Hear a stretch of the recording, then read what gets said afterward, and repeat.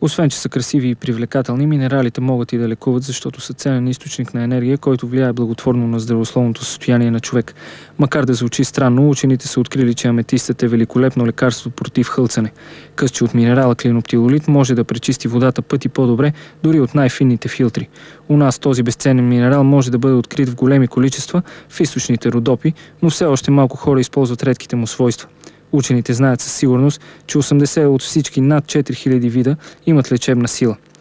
Според Иван Митев, който вече над 25 години лекува своите пациенти изцяло с минерали, действието на тези енергийни източници е мигновено.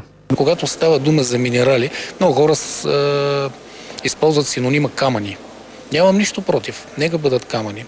Но по-точно е да се използва синонима енергийни източници, защото минералите са тези творения на космоса, които могат, а това не го може никое лекарство, да възстановят нормалното движение на енергията, да подобрят нейното качество в организма. Лековитите свойства на минералите са известни от дълбока древност, но едва в последните няколко десетилетия те отново са популярни. В Англия, например, терапията с тях е официално призната като част от съвременната медицина. Минералите са силни стимулатори на имунната система и помагат при възстановяването след инфаркт и инсулт. Десетки институти в целия свят в момента изучават въздействието на минералите върху човешкия организъм и това се превръща в една наука, която инвестира огромни средства в бъдещето.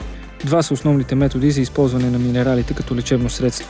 Те могат да бъдат поставени за няколко часа в течност, която след това се пие. Масажът с минерали върху определени точки по тялото, свързани енергийно с заболяването, също влияе положително върху здравословното състояние. За да има ефект от такова лечение, от голямо значение е да се използват естествени минерали, а не техните синтетични аналози.